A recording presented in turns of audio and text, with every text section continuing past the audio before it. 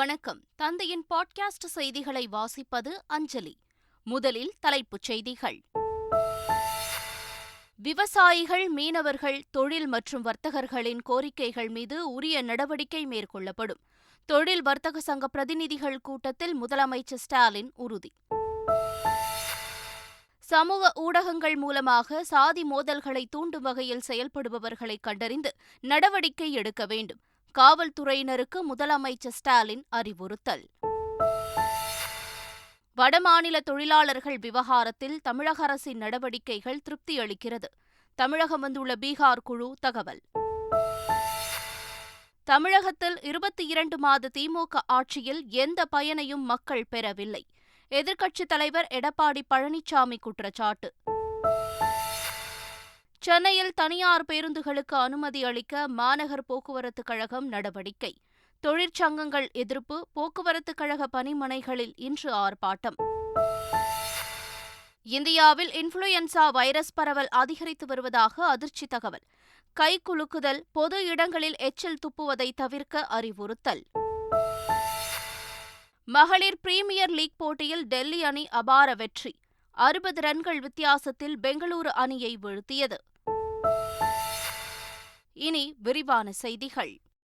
இளைஞர்கள் மற்றும் மாணவர்களிடையே சாதிய எண்ணங்களை தூண்டும் நபர்கள் மீது சட்ட ரீதியாக உடனடி நடவடிக்கை எடுக்க காவல்துறைக்கு முதலமைச்சர் ஸ்டாலின் அறிவுறுத்தியுள்ளார். கள ஆய்வில் முதலமைச்சர் திட்டத்தின் கீழ் மதுரை, ராமநாதபுரம், திண்டுக்கல், சிவகங்கை மற்றும் தேனி மாவட்டங்களின் காவல்துறை உயர் அலுவலர்களுடன் சட்டம் ஒழுங்கு தொடர்பாக முதலமைச்சர் ஸ்டாலின் ஆலோசனை நடத்தினார்.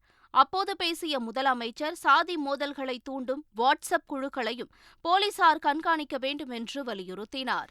தமிழ்நாட்டை பொறுத்த வரைக்கும் தென் மாவட்டங்களில் சட்டம் ஒழுங்கை பராமரிப்பது என்பது மிக மிக மிக முக்கியமான பணியாகும். சமூக ஊடகங்கள் மூலமாக சாதி மோதல்களை தூண்டும் வகையில், குறிப்பாக இளைஞர்கள் மற்றும் மாணவர்களிடையே அத்தகைய எண்ணங்களை தூண்டும் வகையில் செயல்படக்கூடிய நபர்களையும் வாட்ஸ்அப் குழுக்களையும் கண்காணித்து உடனுக்குடன் சட்ட ரீதியான நடவடிக்கை எடுக்க வேண்டும். விவசாயிகள் வைத்த கோரிக்கைகள் மீது நடவடிக்கை எடுக்கப்படும் என்று முதலமைச்சர் ஸ்டாலின் கூறியுள்ளார். கள ஆய்வில் முதலமைச்சர் திட்டத்தின் கீழ் நடைபெற்ற ஆலோசனைக் கூட்டத்தில் பேசிய அவர், விவசாயிகளின் பிரச்சினைக்கு தீர்வு காண தனிக் கொள்கை உருவாக்கப்படும் என்று தெரிவித்தார். கீழடியில் அமைக்கப்பட்டுள்ள அருங்காட்சியகத்தை முதலமைச்சர் ஸ்டாலின் திறந்து வைத்தார். தொடர்ந்து இங்கு காட்சிப்படுத்தப்பட்டுள்ள தொல்பொருட்களை முதலமைச்சர் ஸ்டாலின் பார்வையிட்டார். செட்டிநாடு அரண்மனை பாணியில் இந்த அகழ்வைப்பகம் அமைக்கப்பட்டுள்ளதும் குறிப்பிடத்தக்கது. முதலமைச்சர் ஸ்டாலினை இந்தியா எதிர்பார்த்து நிற்பதாக திமுக பொதுச் செயலாளர் துரைமுருகன் தெரிவித்துள்ளார். 2 ஆண்டுகளில் அகில இந்திய புகழை ஸ்டாலின் பெற்றுள்ளதாக பெருமிதம் தெரிவித்துள்ள அவர், கருணாநிதி அகில இந்திய புகழை காலம் கடந்தே பெற்றார் எனவும் குறிப்பிட்டார். தமிழக அரசு சென்னையில் 1000 பேருந்துகளை தனியார் இயக்க அனுமதிக்கும் நடவடிக்கையில் முதற்கட்டமாக 500 வழித்தடங்களில் தனியார் மூலம் பேருந்துகள் இயக்க ஒப்பந்தம் கோரியுள்ளது. இந்நிலையில் கடந்த அதிமுக ஆட்சியில் செய்யப்பட்ட தமிழ்நாடு மோட்டார் வாகன சட்ட திருத்தம் திமுக ஆட்சியில் தொடர நடவடிக்கை எடுக்கப்பட்டுள்ளதாக தொழிற்சங்கங்கள் குற்றம் சாட்டியுள்ளன. சென்னையில் தனியார் பேருந்துகளை இயக்க முடிவு செய்யப்பட்டுள்ளதை கண்டித்து வரும் 8ஆம் தேதி அண்ணா தொழிற்சங்க பேரவை கண்டனம் ஆர்ப்பாட்டம் அறிவித்துள்ளது. எதிர்க்கட்சித் தலைவர் எடப்பாடி பழனிசாமி வழிகாட்டுதலின் பேரில் இந்த ஆர்ப்பாட்டம் நடைபெறவுள்ளதாகவும் கூறப்பட்டுள்ளது. வடமாநில தொழிலாளர்கள் விவகாரத்தில் தமிழக அரசின் நடவடிக்கைகள் திருப்திகரமாக இருப்பதாக பீகார் அரசின் குழுவினர் தெரிவித்துள்ளனர். வடமாநில தொழிலாளர்கள் விவகாரத்தில் உண்மை நிலையை அறிவதற்காக பீகார் மாநில அரசு அனுப்பிய குழுவினர் திருப்பூர் மாவட்டத்தில் ஆய்வு மேற்கொண்டனர். பின்னர் செய்தியாளர்களிடம் பேசிய பாலமுருகன், புலம்பெயர் தொழிலாளர்கள் விவகாரத்தில் தமிழ்நாடு அரசும் மாவட்ட நிர்வாகமும் எடுத்த நடவடிக்கைகள் திருப்திகரமாக இருப்பதாக கூறினார். வடமாநில தொழிலாளர்கள் குறித்து தவறான செய்திகளை பரப்புவோர் மீது சட்ட ரீதியில் நடவடிக்கை எடுக்க வேண்டும் என்று அதிமுக இடைக்கால பொதுச் செயலாளர் எடப்பாடி பழனிசாமி வலியுறுத்தியுள்ளார். மறைந்த முதலமைச்சர் ஜெயலலிதாவின் 75வது பிறந்தநாளையொட்டி நலத்திட்ட உதவிகள் வழங்கும் நிகழ்ச்சி தண்டையார்பேட்டையில் நடைபெற்றது. அதில் பங்கேற்று பேசிய இபிஎஸ், உச்சநீதிமன்றத்தின் தீர்ப்பின் மூலம் அதிமுக ஒன்றாக வந்துவிட்டது என்றார். மேலும் வெளிமாநிலத்தவர்கள் உரிய பாதுகாப்பை வழங்க வேண்டும் என்று கேட்டுக்கொண்ட அவர், தவறான செய்திகளை பரப்புவோர் மீது தமிழக அரசு சட்ட ரீதியில் நடவடிக்கை எடுக்க வேண்டும் என்றும் வலியுறுத்தினார். நம்முடைய மாநிலத்தில் தொழிலாளர் ஈடுபடுத்தப்பட்டிருக்கிறது. ஆட்கள் பற்றாக்குறை காரணமாக இன்றைக்கு வெளிமாநிலத்தில் இருக்கின்றது இங்கே இருக்கின்ற தொழிற்சாலையை சேர்ந்த தொழிலதிபர்கள், தொழில் செய்கின்றவர்கள் அவரை அழைத்து வந்து இங்கே தொழில் செய்கின்ற ஒரு சூழ்நிலை உருவாக்கியிருக்கிறது. நாம் அனைவருக்கும் பாதுகாப்பு கொடுக்க வேண்டும். தவறான செய்தி எவர் பரப்பினாலும் அரசாங்கம் சட்ட ரீதியாக நடவடிக்கை எடுக்க வேண்டும் என்று நேரத்தில் கேட்டுக்கொள்ள விரும்புகின்றேன். வடமாநில தொழிலாளர்கள் பிரச்சினையில் கலவரத்தை தூண்டும் வகையில் அறிக்கை வெளியிட்டதாக பாஜக மாநில தலைவர் அண்ணாமலை மீது வழக்கு பதிவு செய்யப்பட்டுள்ளது. தமிழக பாஜக தலைவர் அண்ணாமலை இந்த விவகாரம் குறித்து அறிக்கை வெளியிட்டிருந்த நிலையில் 2 பிரிவினர்களுக்கிடையே மோதல் ஏற்படும் வகையில் கருத்துக்கள் இருப்பதாக சென்னை மத்திய குற்றப்பிரிவு சைபர் கிரைம் சார்பில் 4 பிரிவுகளின் கீழ் அவர் மீது வழக்கு பதிவு செய்யப்பட்டுள்ளது. அதேபோல பிஜேபி பீகார் என்ற ட்விட்டர் கணக்கு தொடர்ந்து தவறான வதந்தி பரப்பும் நோக்கில் வீடியோக்களையும் கருத்துக்களையும் பதிவு செய்து வந்ததை கண்டுபிடித்த போலீசார் அதன் மீதும் 4 பிரிவுகளின் கீழ் வழக்கு பதிவு செய்யப்பட்டுள்ளது. வடமாநிலத்தவர் பிரச்சினை தொடர்பாக தன் மீது வழக்கு பதிவு செய்யப்பட்டுள்ள நிலையில் முடிந்தால் தன்னை கைது செய்து காட்டுமாறு தமிழ்நாடு அரசுக்கு மாநில பாஜக தலைவர் அண்ணாமலை சவால் விடுத்துள்ளார். பொய் வழக்குகளை போட்டு ஜனநாயக குரல் வளையை நசுக்கிவிடலாம் என்று எண்ணுவதாக குற்றம் சாட்டிய அவர் தன் மீது முடிந்தால் கை வைத்து பார்க்குமாறும் 24 மணி நேரம் அவகாசம் கொடுப்பதாகவும் குறிப்பிட்டுள்ளார்.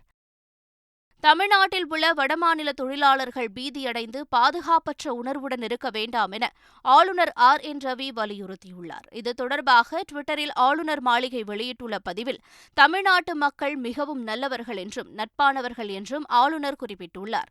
வடமாநில தொழிலாளர்களுக்கு பாதுகாப்பு வழங்குவதில் தமிழ்நாடு அரசு உறுதியுடன் இருப்பதாகவும் ஆளுநர் தெரிவித்துள்ளார். வடமாநிலத்தவர்கள் பற்றிய பிரச்சினைக்கு சீமானும் பாஜகவும் தான் காரணம் என்று தமிழக காங்கிரஸ் தலைவர் KS அழகிரி கூறிய கருத்துக்கு மறுப்பு தெரிவித்துள்ள சீமான், மற்ற மாநிலங்களில் தமிழர்கள் பாதுகாப்பாக இருக்கிறார்களா என ஆய்வு செய்தீர்களா என்றும் கேள்வி எழுப்பியுள்ளார். வடமாநிலத்தவர்கள் இங்கு பாதுகாப்பாக இருக்கிறார்களான்னு எங்களுக்கு ஆய்வு செய்ய ஒரு குழு அனுப்புறீங்கல்ல. மகாராஷ்டிரா நாங்கள் 26 லட்சம் இருக்கோம், கர்நாடகாவில் 1.7 கோடி இருக்கோம். எல்லா மாநிலத்திலையும் தமிழர்கள் நாங்கள் வாழ்றோம். ஹரியானாவில் 5000 பேருக்கு வீடு இல்லைன்ட்டாங்க. நான் அந்த முதல்வருக்கே கடிதம் எழுதினேன். நீங்கள் இங்கிருந்து ஒரு குழு அமைப்பு மற்ற மாநிலங்களில் வாழ்கிற தமிழர்கள்லாம் பாதுகாப்பாக வாழ்கிறாங்களான்னு எனக்கு அதை ஆய்வு செஞ்சீங்களா? சொல்லுங்கள் தம்பி, ஆய்வு செஞ்சாங்களா? அவங்க என்ன கொடுமை பாருங்கள். சட்டம் ஒழுங்கை குலைக்கும் விதமாக வதந்தி பரப்புவோரை அரசு இரும்புக்கரம் கொண்டு ஒடுக்க வேண்டும் என முன்னாள் முதலமைச்சர் பன்னீர்செல்வம் தெரிவித்துள்ளார். இது தொடர்பான அவரது அறிக்கையில் வடமாநில தொழிலாளர்களுக்கு தமிழ்நாட்டில் பாதுகாப்பு இல்லை என தலைசிறந்த தமிழர்கள் மீது வதந்தி பரப்புவது கண்டனத்துக்குரியது என்றும் குறிப்பிட்டுள்ளார். கோவையில் முதலமைச்சர் ஸ்டாலினின் பிறந்தநாள் விழாவை முன்னிட்டு அமைச்சர் உதயநிதி ஸ்டாலின் தலைமையில் பிரம்மாண்ட பொதுக்கூட்டம் நடைபெற்றது. அப்போது தொண்டர்கள் மத்தியில் உரையாற்றிய அமைச்சர் உதயநிதி ஸ்டாலின் அதிமுகவுக்கு மக்களை பற்றிய கவலை இல்லை என்றும் தேர்தல் சமயத்தில் மட்டுமே அதிமுகவினர் வெளியே வருவார்கள் என்றும் விமர்சித்தார். மேலும் அதிமுகவுடன் பாஜக கூட்டணி சேர்ந்த பிறகே ஈரோடு கிழக்கு தொகுதியில் திமுகவின் வெற்றி உறுதி செய்யப்பட்டதாக அமைச்சர் உதயநிதி ஸ்டாலின் தெரிவித்தார். தேர்தல் முடிஞ்சிருச்சா? அதிமுக ஒருத்தர் கூட வெளில வர மாட்டான். நீங்க கவனிச்சு பாருங்க, யோசிச்சு பாருங்க. சட்டமன்ற தேர்தல் பொழுது வெளில வந்தாங்க, தோத்தோடனே வீட்டுக்கு போயிடுவாங்க. சிபிஐ உள்ளிட்ட மத்திய அமைப்புகளை துஷ்பிரயோகம் செய்வதை நிறுத்திக் கொள்ளுங்கள் என்று பிரதமர் மோடிக்கு 4 மாநில முதலமைச்சர்கள் உட்பட 9 எதிர்க்கட்சித் தலைவர்கள் கூட்டாக கடிதம் எழுதியுள்ளனர்.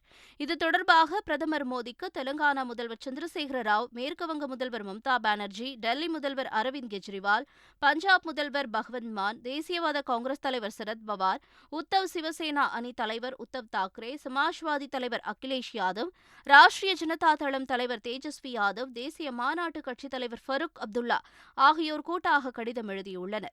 அவர்கள் எழுதியுள்ள கடிதத்தில் மற்ற கட்சிகளிலிருந்து விலகி பாஜகவில் இணைந்து கொண்டவர்கள் மீது இருக்கும் ஊழல் உள்ளிட்ட பல்வேறு வழக்குகளை மத்திய அரசு கையில் எடுக்காதது ஏன் என்றும் கேள்வி எழுப்பப்பட்டது. கடலூர் சிவனார்புரத்தில் பட்டாசு தொழிற்சாலையில் ஏற்பட்ட விபத்தில் ஒரு பெண் உயிரிழந்தார். 8 பேர் காயமடைந்தனர். பட்டாசு ஆலை வெடிவிபத்தில் உயிரிழந்தவரின் குடும்பத்தினருக்கு முதலமைச்சர் ஸ்டாலின் இரங்கல் தெரிவித்துள்ளார். இது தொடர்பான அறிக்கையில் சிவனார்புரம் கிராமத்தில் இயங்கி வரும் தனியார் பட்டாசு ஆலையில் நிகழ்ந்த வெடிவிபத்தில் புதுச்சேரி அரியாங்குப்பத்தைச் சேர்ந்த மல்லிகா என்பவர் உயிரிழந்தார் என்ற செய்தியை கேட்டு வேதனையடைந்ததாக குறிப்பிட்டுள்ளார். அவரது குடும்பத்தினருக்கு 3 லட்சம் ரூபாய் நிதியுதவி வழங்குவதாகவும் காயமடைந்தோரின் குடும்பத்தினருக்கு தலா 50,000 ரூபாய் வழங்குவதாகவும் முதலமைச்சர் ஸ்டாலின் தெரிவித்துள்ளார். சென்னையில் மதுபோதையில் வாகனம் ஓட்டி பதிவான 4922 வழக்குகளில் 5 கோடி ரூபாய்க்கு மேல் அபராதம் வசூலிக்கப்பட்டுள்ளது என்று சென்னை போக்குவரத்து காவல்துறை தெரிவித்துள்ளது. சென்னையில் மது அருந்திவிட்டு வாகனம் ஓட்டினால் 10,000 ரூபாய் அபராதம் விதிக்கப்பட்டு வருகிறது. பலர் அபராதத்தை செலுத்தாமல் இருந்த நிலையில் அவர்களை அழைப்பு மையங்கள் மூலம் நேரில் வரவழைத்து வழக்குகளை முடிப்பதற்கு நடவடிக்கை மேற்கொள்ளப்பட்டது. அதன் விளைவாக அழைப்பு மையங்கள் மூலம் நிலுவையிலிருந்த 4922 வழக்குகள் தீர்க்கப்பட்டு 5,09,16,000 ரூபாய் அபராத தொகை வசூலிக்கப்பட்டது. புதிய ஓய்வூதிய திட்டத்தை ரத்து செய்ய வேண்டும் உள்ளிட்ட கோரிக்கைகளை வலியுறுத்தி ஜாக்டோ ஜியோ சார்பில் தமிழகம் முழுவதும் பல்வேறு இடங்களில் உண்ணாவிரத போராட்டம் நடைபெற்றது. அப்போது இளைஞர்களின் வேலைவாய்ப்பை பறிக்கும் அரசாணைகளை ரத்து செய்ய வேண்டும், பழைய ஓய்வூதிய திட்டத்தை நடைமுறைப்படுத்த வேண்டும் என்றும் வலியுறுத்தப்பட்டது.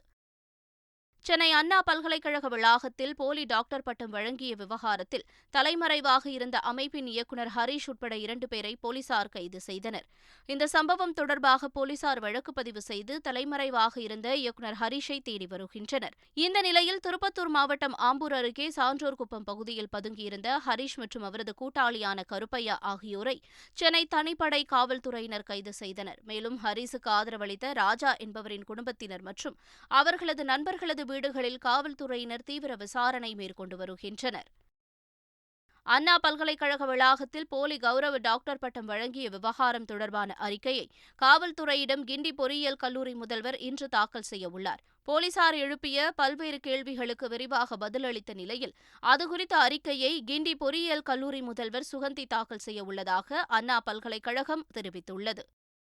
பாஜகவிற்கு எதிராக எதிர்க்கட்சிகளை ஓரணியில் திரட்டும் முயற்சியில் ஈடுபட்டுள்ள எம்பியும் மூத்த வழக்கறிஞருமான கபில் சிபலுக்கு முதல் நபராக டெல்லி முதல்வர் கெஜ்ரிவால் ஆதரவு குரல் கொடுத்துள்ளார். பாஜக அரசின் அநீதிகளை தட்டி கேட்பதற்காக கபில் சிபல் என்சாப் என்ற சமூக வலைதளம் ஒன்றை தொடங்கியிருக்கிறார். மேலும் பாஜகவிற்கு எதிராக ஓரணியில் திரள எதிர்க்கட்சிகளுக்கு அவர் அழைப்பு விடுத்துள்ளார். இந்நிலையில் 2014ஆம் ஆண்டு கபில் சிபலை மிகப்பெரிய ஊழல்வாதி என விமர்சித்த அரவிந்த் கெஜ்ரிவால் தற்போது முதல் நபராக கபில் சிபலின் முயற்சியை பாராட்டி ஆதரவு தெரிவித்துள்ளார். இந்தியாவில் இன்ஃப்ளூயன்சா H3N2 வைரஸ் பாதிப்பு அதிகரித்து வருவதாக இந்திய மருத்துவ ஆராய்ச்சி கவுன்சில் தெரிவித்துள்ளது. நாடு முழுவதும் உள்ள 30 சோதனை மையங்களில் எடுக்கப்பட்ட தரவுகளின் அடிப்படையில் ICMR அறிக்கை வெளியிட்டுள்ளது. அதன்படி இந்தியாவில் கடந்த டிசம்பர் 15ஆம் தேதி முதல் இன்ஃப்ளூயன்சா H3N2 வைரஸ் பாதிப்பு அதிகரித்து வருவதாக தெரிவிக்கப்பட்டுள்ளது. இதனையடுத்து H3N2 வைரஸ் பாதிப்பிலிருந்து பாதுகாத்துக் கொள்ள வேண்டிய வழிமுறைகள் குறித்தும் ICMR அறிக்கை வெளியிட்டுள்ளது. கைகளை சோப்பு போட்டு கழுவுதல், மாஸ்க் அணிதல், இருமல், தும்மல் வரும்போது மூக்கு மற்றும் வாயை மூடிக்கொள்ளுதல் ஆகியவை பாதுகாப்பு அளிக்கும் என்றும் அதில் கூறப்பட்டுள்ளது. மேலும் மற்றவர்களுடன் கை குலுக்குவதை தவிர்க்க வேண்டும் என்றும் பொது இடங்களில் எச்சில் துப்பக்கூடாது என்றும் குறிப்பிடப்பட்டுள்ளது. பசுவதை செய்தால் நரகத்தில் தண்டனை கிடைக்கும் என்பதை மேற்கோள் காட்டி பசுவை தேசிய விலங்காக அறிவிக்க அலகாபாத் நீதிமன்றம் வலியுறுத்தியுள்ளது. உத்தரப்பிரதேச பசுவை இயற்கைக்காக கொன்றது தொடர்பான வழக்கு விசாரணைக்கு வந்தது. அப்போது வழக்கை விசாரித்த நீதிபதி ஷாமிம் அகமத் பசுக்களை கொல்பவர்களுக்கும் பசுக்களை கொல்ல உதவி செய்பவர்களுக்கும் நரகத்தில் தண்டனை வழங்கப்படும் என்று இந்து புராணங்களில் சொல்லப்பட்டிருப்பதாக மேற்கோள் காட்டினார். அதோடு பசுவிடமிருந்து கிடைக்கும் பால், தயிர், கோமியம், சாணம் அனைத்தும் தெய்வீகமானது என்றும் அவர் கூறினார். உத்தரப்பிரதேசத்தில் ஒரே ஊசியை பலருக்கு பயன்படுத்தியதால் சிறுமி ஒருவர் எய்ட்ஸ் பாதிப்பிற்கு ஆளாகியிருப்பது அதிர்ச்சியை ஏற்படுத்தியுள்ளது. உத்தரப்பிரதேச மாநிலம் எடா மாவட்டத்தில் உள்ள அரசு மருத்துவமனை கல்லூரியில் கடந்த பிப்ரவரி 20ஆம் தேதி பரிசோதனைக்கு உட்படுத்தப்பட்ட சிறுமி ஒருவருக்கு எய்ட்ஸ் இருப்பது உறுதியானது. விசாரணையில் ஒரே ஊசியை குழந்தைகள் பலருக்கும் மருத்துவர்கள் பயன்படுத்தியிருப்பதாக புகார் எழுந்தது. இதனால் இன்னும் பல குழந்தைகள் பாதிக்கப்பட்டிருக்கக்கூடும் என்ற அச்சம் எழுந்துள்ள நிலையில் இது தொடர்பாக விசாரணைக்கு மாநில அரசு உத்தரவிட்டுள்ளது. சென்னை சூப்பர் கிங்ஸ் அணியின் கேப்டன் தோனி மற்றும் ஜடேஜாவை மிகவும் மிஸ் செய்வதாக CSK முன்னாள் வீரர் சுரேஷ் ரெய்னா கூறியுள்ளார். நிகழ்ச்சி ஒன்றில் பேசிய ரெய்னா IPL தொடர் குறித்தும் சென்னை அணி குறித்தும் பேசினார். அப்போது பேசிய அவர் தோனி மற்றும் ஜடேஜாவை அதிகம் மிஸ் செய்வதாகவும் நடப்பு தொடரில் சென்னை அணி சிறப்பாக செயல்படும் என்றும் கூறினார். மகளிர் பிரீமியர் லீக் தொடரில் பெங்களூரு அணியை 60 ரன்கள் வித்தியாசத்தில் வீழ்த்தி டெல்லி அணி அபார வெற்றி பெற்றது. மகளிர் பிரீமியர் லீக் T20 தொடரின் 2வது ஆட்டத்தில் பெங்களூரு மற்றும் டெல்லி அணிகள் மோதின. முதலில் பேட் செய்த டெல்லி அணி 223 ரன்களை குவித்தது. அதிரடியாக ஆடிய ஷிவாலி வர்மா 84 ரன்களும் அணியின் கேப்டன் மேக் லேனிங் 72 ரன்களும் எடுத்தனர். அடுத்து இமாலய இலக்கோடு களமிறங்கிய பெங்களூரு அணி 20 ஓவர்களின் முடிவில் 163 ரன்கள் மட்டுமே எடுத்து தோல்வியடைந்தது. மீண்டும் தலைப்புச் செய்திகள். விவசாயிகள், மீனவர்கள், தொழில் மற்றும் வர்த்தகர்களின் கோரிக்கைகள் மீது உரிய நடவடிக்கை மேற்கொள்ளப்படும்.